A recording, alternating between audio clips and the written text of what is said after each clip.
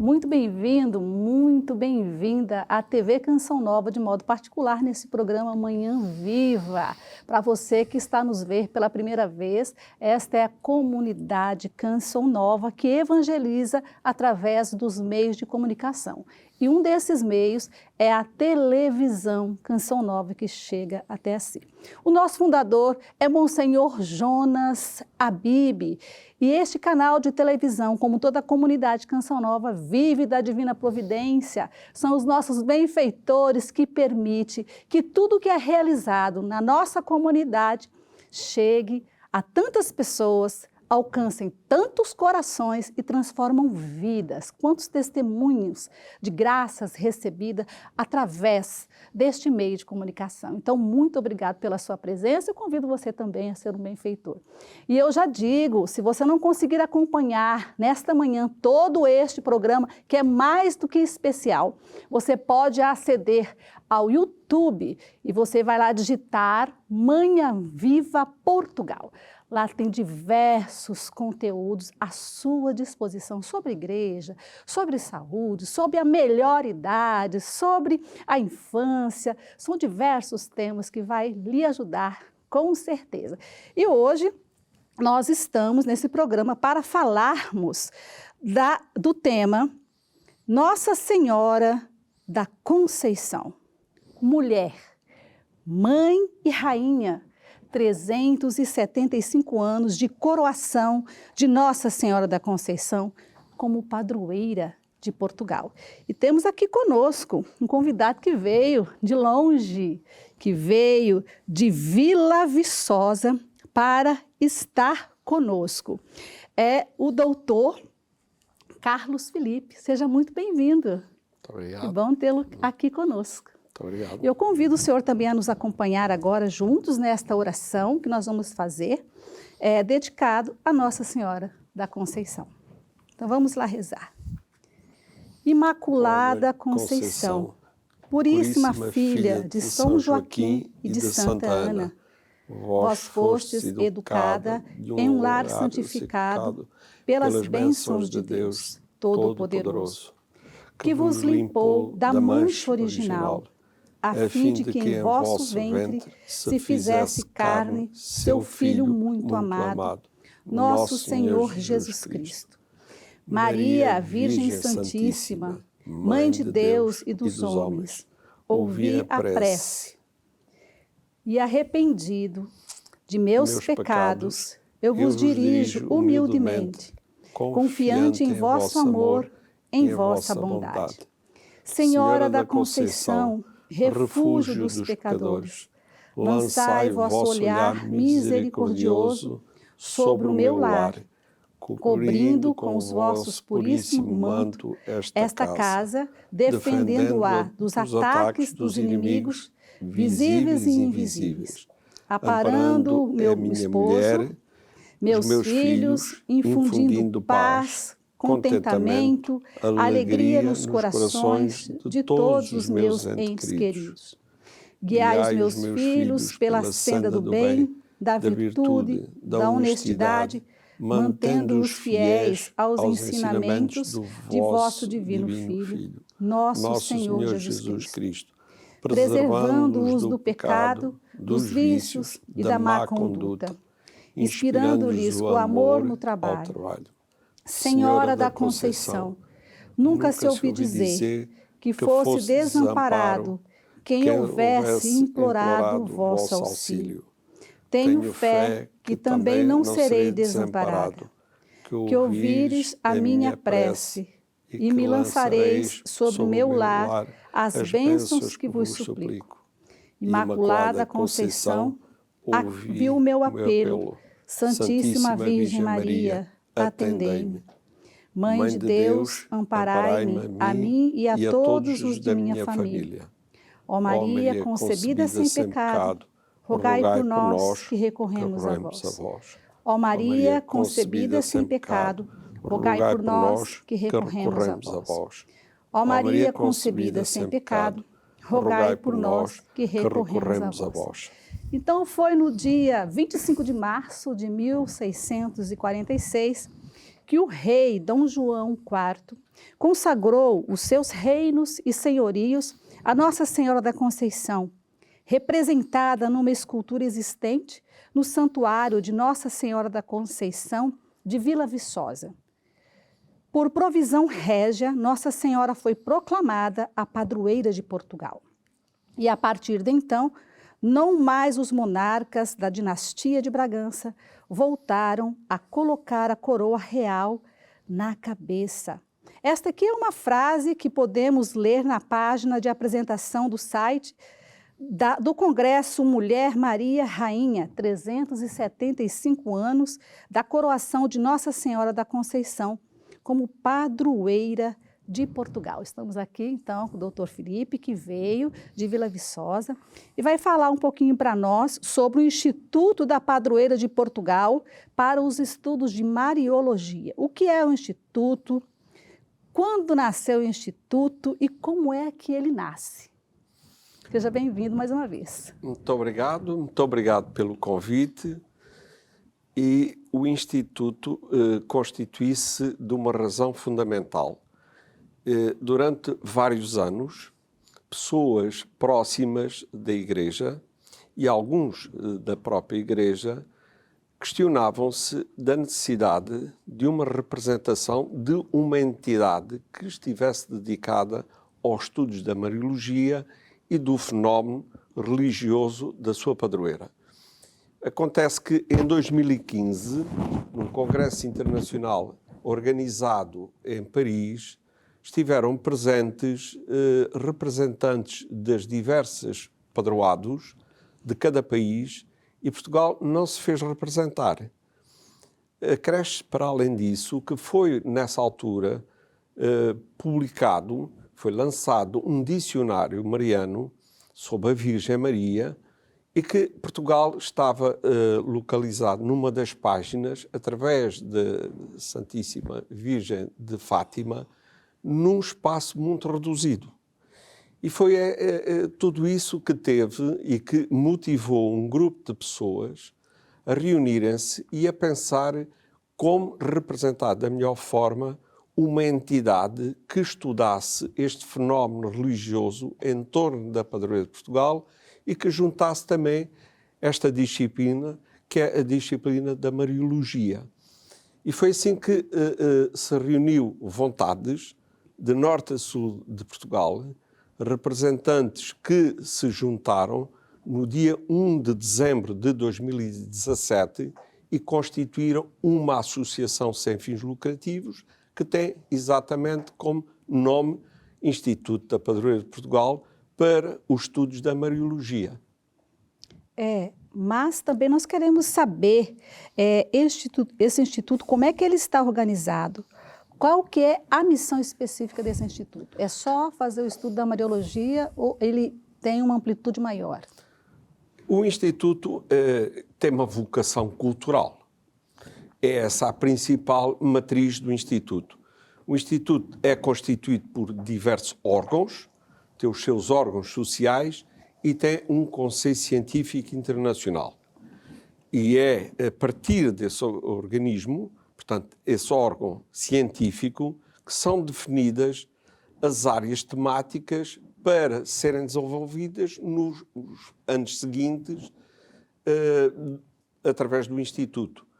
O Instituto tem sua sede em Vila Viçosa e é a partir daí que ele radia para diversos polos, entre os quais o caso de Fátima e um outro caso que é o Samer, portanto Braga, que nós procuramos envolver, sobretudo, os santuários marianos neste fenómeno e nesta prática de estudo e de transmissão de conhecimento.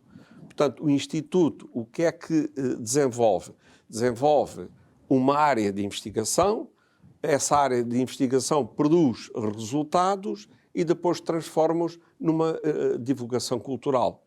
E é este o principal foco, sempre tendo como objetivo central a Virgem Maria e tudo o que envolve sobre as diversas dinâmicas populares, crenças, religiosidades populares regionais.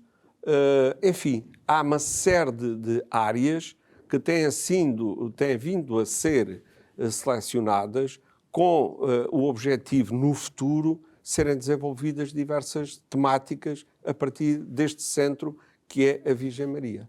No tocante a esse estudo sobre a Virgem Maria e a Mariologia, então são três santuários hoje que abrange e onde o Instituto se faz presente, é isso? O Instituto, por enquanto, fisicamente está instalado em Vila Viçosa.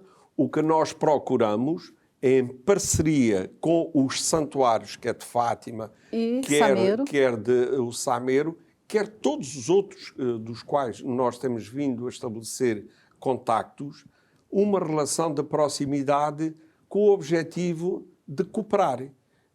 E não vimos a Igreja, de outra forma, a participar no seu conhecimento sem a partilha. E quando nós falamos nos santuários, também falamos nas universidades. Sim. São outro instrumento muito importante que o Instituto tem vindo a alcançar através de protocolos que estabelece com as diversas universidades para que esta competência científica se possa, pois, transformar também no modus operandi. E isto é fundamental, envolver a Igreja por um lado, a ciência por outro e, por outro lado, o povo em geral. Portanto, nós não conseguimos ver o Instituto a funcionar sem estas componentes. Então, pelo que eu percebi, se houver outros santuários, porque há outros santuários em Portugal, que até estão a nos ver agora, ou sacerdotes ou leigos que estão envolvidos em outros santuários em Portugal, se quiserem participar e colaborar, também podem entrar em contato convosco. Perfeitamente. Nós fazemos dirigimos mensalmente uma mensagem a todos os lugares que são conhecidos por nós, através de uma newsletter, onde vamos dando conta dos projetos que estamos a desenvolver e, ao mesmo tempo, o património que está associado e disperso pelo país. Portanto, todos os meses vamos divulgando um lugar. E isto é uma das formas de partilhar. Com certeza. Qual é o seu papel no Instituto da Padroeira de Portugal? O meu papel é o papel mais simples e mais complicado. Sou o presidente da direção. Sou o que tem que assumir responsabilidades, número 1, em representação do Instituto, para o bem e para o mal. E, por outro lado, também tenho a vida facilitada porque dou instruções aos restantes colegas. Qualquer das formas, o que é importante, no meu caso, é me sentir com coragem para manter-me no lugar que escolhi e que aceitei encabeçar enquanto dirigente do IPEM e pugnar para que o Instituto tenha sempre uma representação efetiva na sociedade e no meio da Igreja.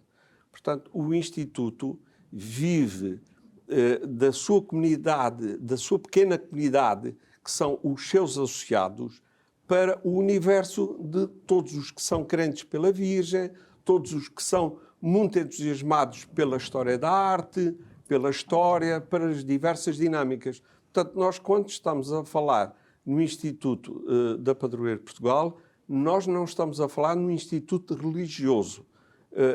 É evidente que é uma associação sem fins lucrativos, que a primeira entidade com que se protocolou foi exatamente com a Arquidiocese de Évora. Tem nos seus corpos sociais elementos do clero. E, portanto, há aqui uma ligação muito profunda com a estrutura eclesiástica e também com a sociedade, que é aquela que nos importa fazer chegar a mensagem do Instituto. É verdade. O senhor já disse aí da importância da ligação do santuário com Vila Viçosa, mas o que vocês promovem para divulgar o santuário de Vila Viçosa? Provavelmente ainda estamos longe de poder fazer cumprir o nosso papel. A ideia é projetar o santuário de Vila Viçosa, que é um santuário histórico, é um santuário que nós podemos recuar ao século XIV e que provavelmente, se recuarmos um pouco mais, vamos às raízes e vamos descer ao século XIII. E, portanto, é um lugar de fé que teve as suas transformações ao longo dos séculos e que começou a ter uma projeção enorme a partir de 1646, exatamente por esse ato nobre do rei Dom João IV ter proclamado e ter garantido a fidelidade de Portugal e dos portugueses à Imaculada Conceição. Portanto, o santuário começa a ter essa projeção a partir do século XVII.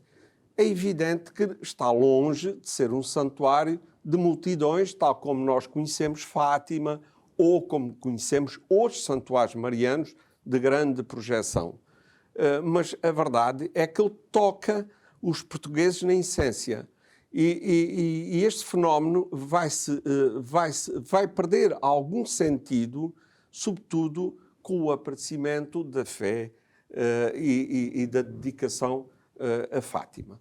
Portanto, até, digamos, ao início do século XX, a Senhora da Conceição está entre os crentes todos nos diversos lugares, quer em Portugal, quer no Brasil, quer em todas as comunidades onde o antigo Império Português esteve instalado.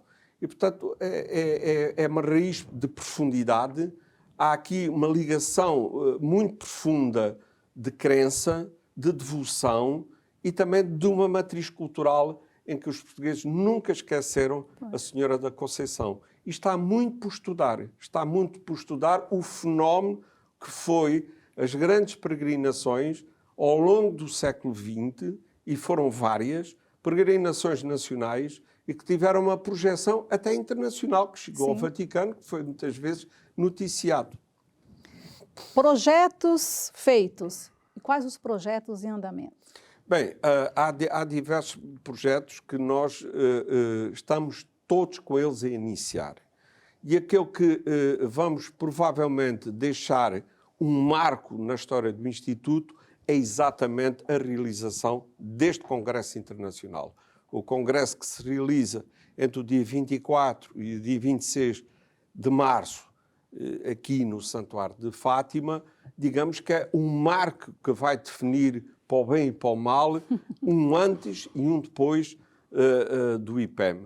E, portanto, e estamos todos concentrados porque o Congresso tenha um êxito, que revele exatamente o conhecimento e aquilo que mais de profundidade tem vindo a ser estudado e que não tem sido do domínio público, e que isso mesmo, através da publicação das suas atas, possa ter reflexos no futuro, quer no santuário em Vila Viçosa, quer nesta devoção particular a Nossa Senhora da Conceição e quer no próprio Instituto, que vai beneficiar desse resultado. Há um outro projeto que temos vindo a desenvolver muito lentamente. É um projeto muito grande que tem a ver com um dicionário sobre a Virgem Maria. É um dicionário muito importante que vai juntar diversas dinâmicas, diversos especialistas em áreas de especialidade diversas, e que vamos procurar nos próximos anos ter um dicionário de referência sobre a Virgem Maria e sobre esta ligação dos portugueses à Virgem Maria. Olha, já estou na expectativa desse dicionário. Também vamos falar um pouquinho agora sobre a questão da investigação. Quais os serviços que prestam e quais os tipos de cooperação? Olha, a cooperação é sobretudo uma cooperação científica e académica. O Instituto já deu à luz uma tese de mestrado. Olha. Portanto, já há uma tese de mestrado que foi defendida e com êxito, que tem a ver exatamente sobre um período concreto do Santuário de Nossa Senhora da Conceição de Vila Viçosa, que era desconhecido. E, portanto, há outros trabalhos académicos que estão a ser desenvolvidos, há, nomeadamente, 2 candidaturas que estão submetidas, uma para a área mais cultural ligada ao turismo religioso e um outro do mapeamento de lugares, sobretudo a partir da grande obra de Frei Agostinho de Santa Maria, a tal obra chamada Santuário Mariano, que nós queremos recuperar e fazer, digamos, um trabalho de comparação do que existia no século XVIII e que existe nos dias de hoje. Como é que isto está em estado de comparação. Sobre o acervo bibliográfico, fale para nós como é que se promove essas formas e quais são as próprias publicações que vocês oferecem. Nós ainda não temos publicações. Nós estamos a receber ofertas de diversas entidades. Procuramos conseguir alcançar daqui a alguns anos, isto não é um trabalho simples, ter uma biblioteca temática sobre a Virgem Maria e o culto à Virgem Maria em Portugal e, portanto, estamos a ser beneficiados com ofertas de diversas instituições que nos vão fazendo chegar obras de referência ou outras obras gerais e que estamos a juntar para um dia disponibilizar ao público essa mesma biblioteca. Aquilo que for produção nossa, a produção nossa tem 2 fins. É a transmissão do conhecimento, quanto mais alargado quanto possível, utilizando, sobretudo, as plataformas digitais. Hoje temos que pensar que as plataformas digitais são aquelas que mais rapidamente penetram e chegam a mais longe, mas não deixaremos de publicar as nossas obras em papel e fazê-las circular pelos meios que são de difusão própria da livraria. Não é? Sim. Quanto à Régia Confraria de Nossa Senhora da Conceição de Vila Viçosa, qual que é aí essa parceria com o Instituto?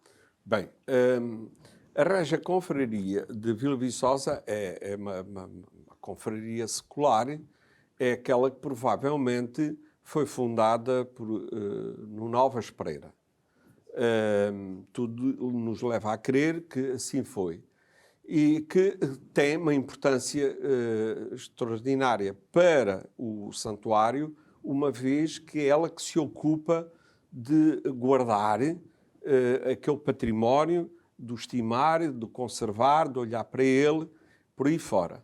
O que nós queremos estabelecer com essa Régia Confraria é que nos possam aceder exatamente à documentação histórica que eles dispõem e que nós vamos beneficiar para futuros estudos. Tratado esses estudos, serão divulgados e que serão divulgados em parceria, beneficiando a história daquele lugar e, ao mesmo tempo, as divulgações e a produção do próprio Instituto. Portanto, nós queremos sempre ter a melhor relação com a Régia Confraria neste estabelecimento de tarefas. Portanto, eles têm um património, nós temos uma competência. Nós podemos trabalhar sobre o património dele e eles podem beneficiar da nossa competência. Será sempre desta forma. Que bom poder tê-lo conosco. Como nós falamos dos projetos, que de fato já é um marco na história, né, desse Santuário de Vila Viçosa. Nós temos aqui um cartaz com o tema e eu gostava de perguntar quem é que pode participar desse congresso. Se o senhor quiser aqui mostrar para um dos câmeras ou ali, o senhor pode fazer o seu convite. Para quem é destinado esse congresso internacional? Bem, eu vou falar genericamente desta forma sobre o Congresso. O Congresso foi uma decisão da direção do Instituto realizar o Congresso a propósito das comemorações dos 375 anos. O Congresso era para ter sido realizado em 2021.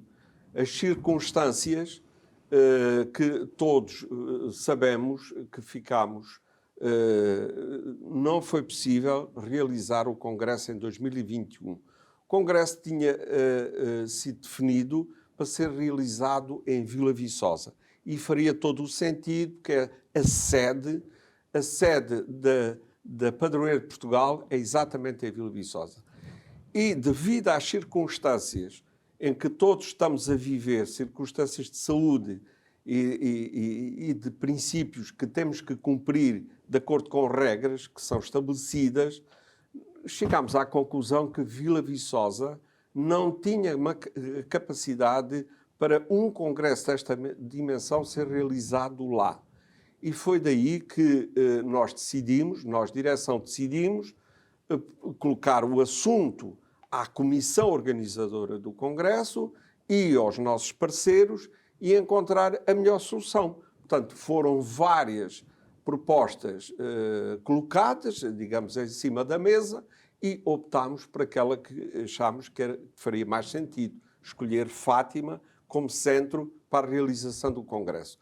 O Congresso está entregue a uma comissão organizadora e a comissão organizadora tudo tem feito para alcançar com êxito o sucesso deste Congresso. E, na verdade, para aquilo que nós podemos observar no site, o site já tem, digamos, o programa todo estruturado e é de uma grande riqueza o número de participantes, de comunicações e sobre as áreas, diversas áreas científicas que eles vão abordar, sempre centrado neste tempo da Virgem Maria. O que é que me perguntou? Perguntou-me quem é que pode participar. Portanto, quem devia, em primeiro lugar, ser anunciado que podia participar, são exatamente os candidatos que quiseram apresentar uma proposta para levar ao Congresso. Portanto, esses tiveram, em primeiro lugar, que ser analisados através do Conselho Científico do próprio Congresso, ser selecionados e depois ser aprovados a sua comunicação. Agora estamos no momento exato de convidar o povo. E o povo é o povo todo. Portanto, é evidente que nós temos limites, o santuário, as instalações, tudo está limitado, tem que se cumprir as regras, mas não deixamos de fazer o desafio para o povo de Portugal estar presente, porque nós não estamos a representar Vila Viçosa, nem estamos a representar Fátima, nós estamos a representar a Virgem Maria através daquilo que é a devoção mariana dos portugueses ao longo da sua história. E é desta forma que nós queremos apelar que se inscrevam, que participem e acompanhem da melhor forma este acontecimento histórico. Dr. Carlos Felipe, muito obrigado pela sua presença, que tenha um grande êxito nesse projeto, que de fato, com certeza, será muito bom e é muito bem-vindo nesta altura. Volte sempre, a nossa casa está aí aberta e disponível para que o senhor venha falar um pouquinho mais também desse santuário. E nós vamos agora para um breve intervalo, porque vai vir outro convidado para falar sobre o congresso que vai acontecer aqui em Fátima. Voltamos já.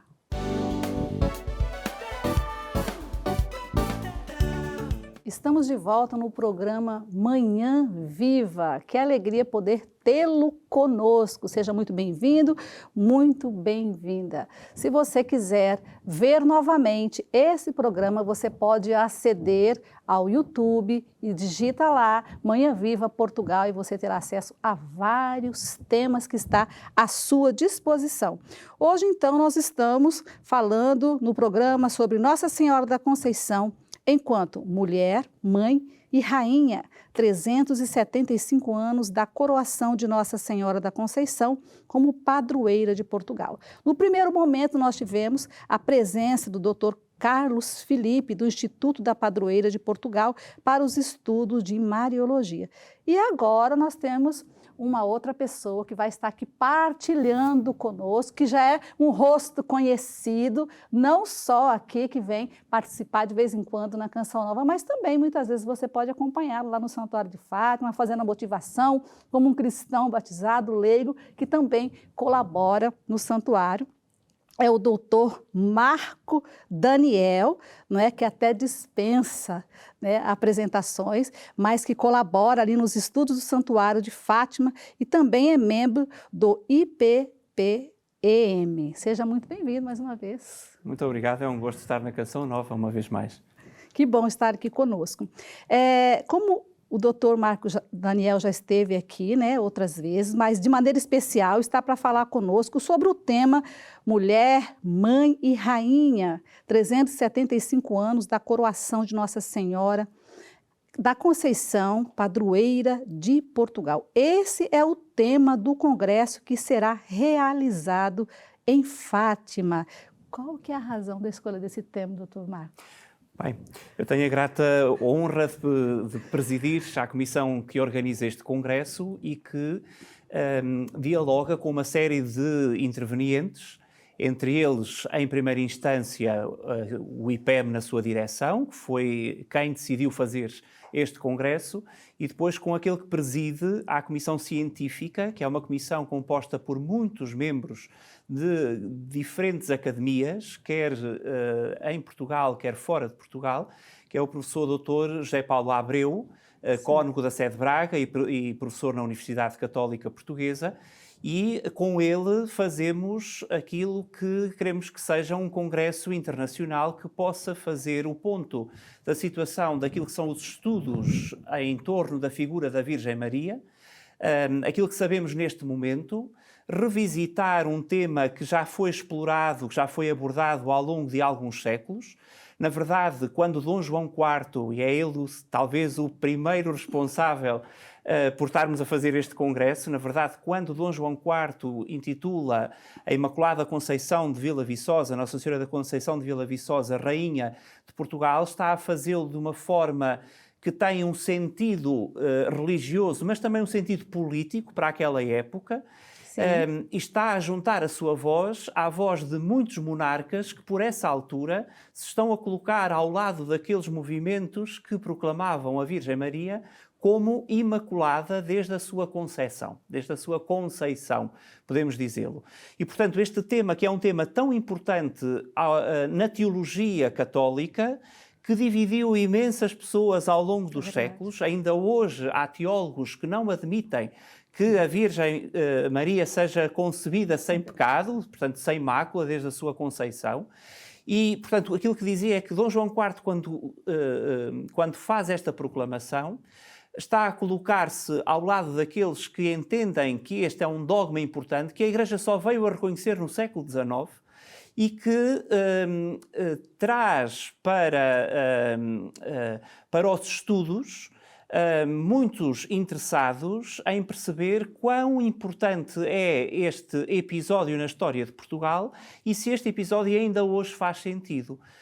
E quando digo ainda hoje faz sentido, depois de o próprio país se ter voltado para outras denominações e para outros títulos de Nossa Senhora, sabemos sempre que é a mesma figura, a Mãe de Deus, a Mãe de Jesus, mas que é venerada com muitas vestes, com muitos vestidos, como costumo dizer, assim de uma forma mais popular.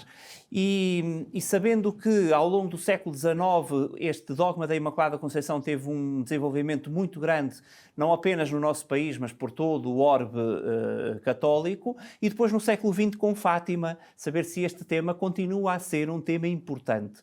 E obviamente sabemos que sim, e é isso que vai acontecer neste congresso.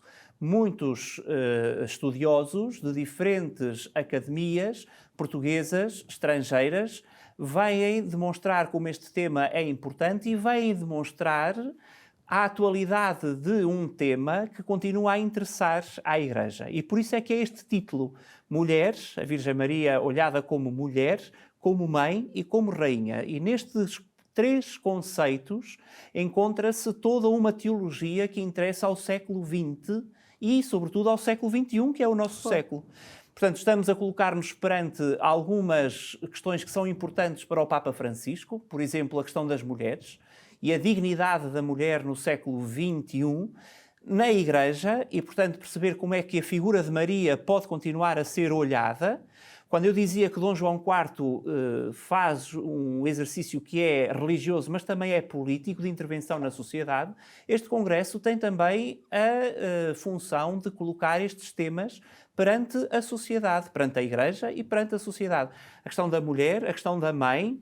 Foi o Papa Francisco que em Fátima disse temos mãe e acentuou esta ligação umbilical da Igreja à sua mãe, à Mater Ecclesia, que foi um título que o Papa Paulo VI muito acentuou, a mãe da Igreja. Temos mãe e temos rainha, não é? E a Virgem Maria considerada rainha dos portugueses. É um tema muito interessante. E quando você fala um pouquinho sobre Maria Mulher, também a gente pode voltar na história, né? No tempo de Nossa Senhora, ainda uma jovem hebreia que vivia ali naquele lugar tão simples, que trabalhava como todos trabalhavam, porque muitas vezes, doutor Marco, as pessoas pensam que Nossa Senhora é aquela que está com as mãos postas no céu e que ela não viveu as fragilidades humanas como todas as mulheres vivem, né? Pois, é que naquilo que está a dizer está precisamente a tensão que existiu sempre, ao longo da história, relativamente à figura de Maria. E este Congresso tem este intuito de perceber como é que a figura de Maria foi interpretada, foi olhada, como é que ela foi representada. E essa representação, que não é apenas plástica, artística, sim, é também uma representação mental. E se, por um lado, há alguns teólogos a colocam como uma jovem de Nazaré, na casa, humilde, com as fragilidades de uma donzela, que vê crescer o seu filho, que tem as agruras, todas aquelas dores que nós conhecemos da via dolorosa, da via matris. Por outro lado, há também os teólogos que a colocam só no outro lado. E o Papa Francisco, em Fátima, pergunta-nos, mas que Maria é que nós temos na cabeça? Qual é que é essa mulher? É essa santinha, ele usa esta expressão, é essa santinha a quem recorremos só para a questão dos milagres, essa santinha milagreira, ou é essa mulher de fé que é, sobretudo, a primeira discípula de Cristo e que nos ajuda a perceber qual é a nossa própria missão enquanto discípulos de Cristo. E esta tensão existiu na teologia da Igreja ao longo de séculos, desde os primeiros séculos da antiguidade da Igreja, quando a Igreja chega à conclusão de proclamar Maria como a Theotokos, no século V, até à atualidade.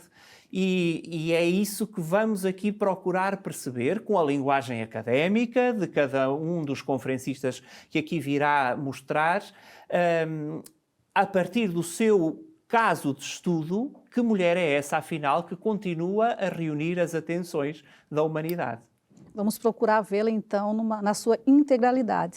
Sim, né? Na sua integralidade, é isso que pretendemos. É verdade.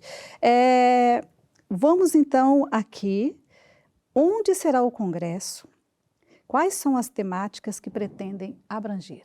Muito bem, então o Congresso vai realizar-se em Fátima. Realiza-se em Fátima por uma questão de oportunidade relativamente às normas sanitárias que temos que cumprir, e todos sabemos que Fátima tem uma capacidade logística que permite estarmos todos em Congresso a refletir com todas as seguranças que a que a pandemia nos obriga. Vai ter lugar no dia 24, 25 e 26 de março, precisamente para que possa apanhar o dia 25, que é o dia da solenidade da Anunciação do Senhor. Foi nesse dia 25 de março que Dom João IV intitula a Senhora da Conceição como a patrona dos portugueses, a padroeira de Portugal. Nesse dia vai haver também como programa complementar uma Eucaristia presidida pelo Sr. Arcebispo de Évora. E os dias do Congresso vão ficar marcados por diferentes temáticas que vão olhar a figura de Maria nessa integridade, nessa universalidade de temas que Maria nos convoca, a que essa universalidade de temas a que somos convocados. O Congresso vai abrir e fechar com duas figuras tutelares ligadas ao Vaticano e, portanto, ao magistério da Igreja, se quisermos, ao mais alto nível. Vem abrir o Congresso o presidente da Academia Pontifícia Mariana Internacional, a PAMI, o padre doutor Stefano Cecchini, que tem como missão olhar para o fenómeno mariano e mariológico a nível mundial. E, portanto, é ele que nos vem. Ele é, inclusivamente, um estudioso do movimento imaculista, precisamente aquele movimento que, ao longo dos séculos, pretendeu levar a Igreja a considerar que fosse dogma a questão da Imaculada Conceição. Portanto, é um dos grandes especialistas desta área. E vai fechar com aquele que tutela no dicastério correspondente, portanto, na evangelização, na nova evangelização, precisamente o Monsenhor Rino Fisichella, que é ele que tutela os santuários a nível mundial e que nos vem falar dos desafios pastorais para os santuários marianos. Não para um santuário qualquer, também, obviamente, alguns desafios são comuns, mas para os santuários marianos. Porque os santuários marianos, aquilo que é a percepção dos estudiosos, é de que atraem, ao longo dos séculos, talvez até ainda mais devotos do que outro tipo de santuários, ligados a algum santo, a algumas relíquias. Não estou a dizer com isto que isso não aconteça noutros santuários. Sabemos que há santuários muito importantes para a devoção dos fiéis, mas os santuários marianos têm sempre tem qualquer coisa aí, é mãe ponto que atrai. de gravitação relativamente à comunidade humana. E isso é importante percebermos que desafios são estes que no século XXI se colocam a estes santuários. Dr. Marco, na página do Congresso fazem referência à forte identidade mariana dos portugueses. Fale para nós historicamente e culturalmente desta ligação. Bem, em Portugal gostamos de dizer que somos terra de Santa Maria. Isso. É uma verdade, do ponto de vista da historiografia, conseguimos comprovar essa relação muito próxima que Portugal tem com a devoção a Nossa Senhora, com a devoção à Virgem Maria. Não quer dizer com isto, e isso pode levar a equívocos, que outros povos não a tenham também acentuadamente como nós a temos. A vizinha Espanha é também terra onde o culto mariano é muito forte, a Itália, França, enfim. Não podemos dizer que somos especiais, o Brasil, não podemos dizer que somos especiais relativamente a outros povos, mas, na verdade, acentuamos muito esta questão mariana. Por exemplo, logo na Idade Média, as catedrais das dioceses, portanto, as igrejas-mãe das dioceses, são dedicadas a Santa Maria. Isso acontece com Braga, acontece com Porto, com Viseu, com Coimbra, com Lisboa. Portanto, as catedrais que vêm desses tempos medievais são, de facto, dedicadas a Santa Maria, com a sua festa normalmente ligada à Santa Maria de Agosto, que é uma invocação muito forte na comunidade medieval. Com os descobrimentos, continuamos a olhar para o mundo nessa primeira globalização sob a égide de Maria, a Virgem de Belém, a Nossa Senhora de Belém.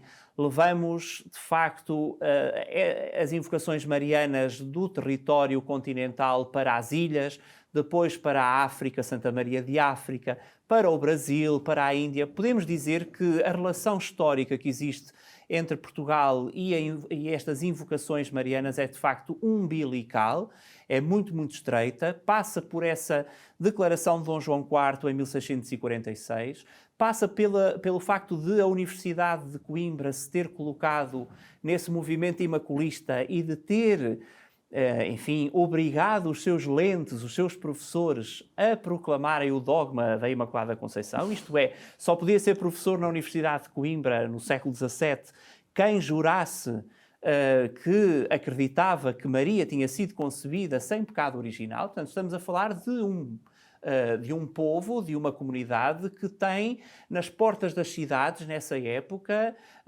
o dogma da Imaculada inscrito sobre os portais nobres que davam acesso às cidades. Isso comprova-se ainda hoje.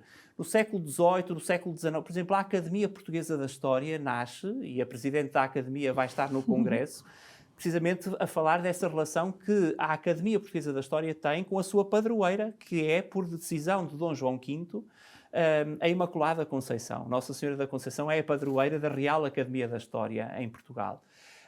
O século XIX ficará também muito ligado a grandes devoções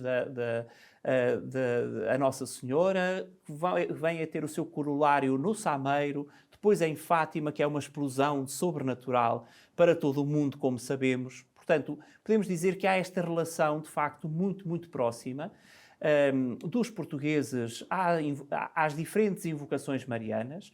Eu costumo dizer que se tivéssemos que traçar no mapa de Portugal todos os pontos onde existe culto mariano, nós tínhamos o mapa todo cheio de pontos, não digo negros, mas azuis, que é a cor típica de Nossa Senhora. E Fátima veio trazer um lugar especial naquilo que é o culto mariano no século XX e no século XXI. Basta dizer que, a partir de Pio XII, todos os papas olharam para Fátima de uma forma muito, muito próxima, com uma ternura muito acentuada. Basta dizer, por exemplo, que quando os papas precisam de uma imagem que possa simbolizar o culto mariano no mundo, chamam a imagem da Capelinha das Aparições a Roma, como já aconteceu por diversas vezes. João Paulo II já o fez, o Papa Bento XVI já o fez e depois o Papa Francisco também, para representar o culto mariano no mundo. É uma responsabilidade para os portugueses mais do que um orgulho em relação a outros povos. Eu penso que é, sobretudo, uma grande responsabilidade. É verdade. Doutor Marco, ainda há possibilidade das pessoas se inscreverem? Onde, como e até quando? Muito bem, pois é de facto agora o momento de todos se inscreverem neste congresso. Até aqui aquilo que estivemos a trabalhar foi na promoção do congresso junto da comunidade científica para interessar os diferentes historiadores, diferentes teólogos, diferentes biblistas a olharem para esta temática e a inscreverem este tema nas suas investigações. Agora que o programa está delineado e que o estamos a divulgar, é o momento de todos nos inscrevermos. Basta ir ao site do Congresso e fazer a sua inscrição. A inscrição é muito simples de realizar e depois, obviamente, dispor daqueles 3 dias para estar em Fátima, que é sempre um grande prazer para as pessoas poderem vir a Fátima, usufruírem do ambiente espiritual que Fátima proporciona e, para além do ambiente espiritual, terem uma formação que só acontece uma vez na vida. Pode haver muitas outras formações sobre a Virgem Maria, pode haver muitas outras ações de formação que possam ser jornadas, colóquios, conferências. Agora, assim, um congresso desta natureza é de facto único e, portanto, está no momento agora de, enfim, assumirmos as inscrições. Os espaços do santuário são muito dilatados, felizmente, e, portanto, podemos estar à vontade. As inscrições podem chegar até ao último dia, mas nós não queríamos que isso acontecesse para podermos programar os materiais, para depois as pessoas terem nas suas mãos e, portanto, quanto mais cedo os congressistas vierem ao nosso encontro, melhor. Tá certo. E para nós concluirmos esse momento tão importante, gostaria que você pudesse falar um pouquinho sobre as coroações solenes das imagens da Virgem Maria, Vila Viçosa, Sameiro e Fátima. Bem, foi um desafio que me pus a mim próprio, apresentar neste congresso este tema que, na verdade, não é um tema simples, porque quando nós falamos de coroação, estamos a falar quer de uma realidade que é religiosa, cultual, isto é, alguém coroa uma imagem que é tida como a vera efígie de Nossa Senhora. Sim. Quando olhamos para os devotos em Vila Viçosa e olham para aquela imagem, eles entendem que aquela imagem é a verdadeira imagem de Nossa Senhora da Conceição. Quando olhamos para os devotos no Sameiro, o mesmo, os devotos de Nossa Senhora de Fátima, e, portanto, não se trata apenas de um ato que é cultual, que tem as suas ramificações litúrgicas, porque coroar de forma solene imagens, há formulários próprios para isso, que a Igreja veio também a desenvolver e os liturgistas estudam essas matérias, mas é também analisar a própria materialidade das coroas, de que elas são feitas, são de prata, se são de ouro, se têm pedras preciosas, como é que essas coroas foram constituídas, se foi a pedido de um rei, se foi a coletividade que se juntou para dar das suas joias, como acontece em Fátima, é muito conhecido este episódio, e daquelas joias todas serem fundidas para depois aparecer uma coroa solene. Mas é também um tema teológico. Sim. A coroação de Nossa Senhora faz parte dos mistérios que a Igreja propõe aos seus fiéis para serem refletidos. E essa coroação é, se quisermos, uma forma de dizer que a Virgem Maria vê face a face o próprio Deus. Isso é que é a coroa de glória que os santos, e entre eles, obviamente, a figura de Maria, porque se associou o Papa Bento XVI, ainda cardeal Ratzinger, quando comenta a terceira parte do Segredo de Fátima, detém-se também na primeira e na segunda parte. E na segunda parte diz claramente que o que é que acontece com o coração de Maria? É o coração que pulsa ao ritmo do coração de Deus e que depois consegue ver Deus face a face. Esse ver Deus face a face é esse prémio, essa coroa. Isto são linguagens humanas para representar mistérios insondáveis. E, portanto, nas coroações também está este tema teológico. E depois há também um tema ou outro que às vezes nos escapa. São também temas políticos, na verdade. Portanto, quando nós estamos a coroar uma imagem, estamos a dizer que ela que aquela imagem representa a que significa ser rainha de uma comunidade. E esta linguagem da rainha pode ser uma linguagem equívoca, porque, na verdade, sabemos que, segundo o Evangelho, Cristo é rei, mas é rei num trono que é uma cruz. A sua coroa é uma coroa de espinhos. E, portanto, há aqui uma ambiguidade também que temos que descodificar quando colocamos sobre a imagem de Maria coroas solenes de ouro, de prata, de joias. Aí a imagem da coroa de Fátima dá-nos uma chave de leitura muito interessante, que é o facto de ela estar coroada, como disse Bento XVI, com as joias das alegrias, mas também com a bala das tristezas e das nossas dores. E é tudo isto que vou tentar, enfim, levar ao Congresso, sabendo que é, obviamente, um tema desafiante e que envolve tensões também sobre a forma de olhar para a figura de Maria. É verdade, porque nem tudo que nós vemos, de fato, tem aquele significado, não é? Então, é importante que você participe, já entre ali em contato, seja lá no Santuário de Fátima para maiores informações, seja também no Santuário de Vila Viçosa, seja na página, para que você possa se inscrever e participar desse momento único. São 375 anos, né, gente, da coroação, não é qualquer coisa, né, e é importante para todos os portugueses. Obrigado pela sua presença, foi muito bom tê-lo conosco e fica um gostinho de quero mais. Se você quiser saber mais, precisa participar, então, do Congresso, porque aqui não dá para trabalharmos tudo que gostaríamos. Agradecemos a sua presença, você que continua sempre fiel, acompanhando a Canção Nova com a sua programação, você que acompanha também aí sempre os momentos de oração, adoração, Eucaristia do Santuário de Fátima, o Santo Terço às 18h30, o Terço da Misericórdia, uma programação que ajuda a encher a alma. Muito obrigada, bem-haja, continue aí acompanhando a nossa programação.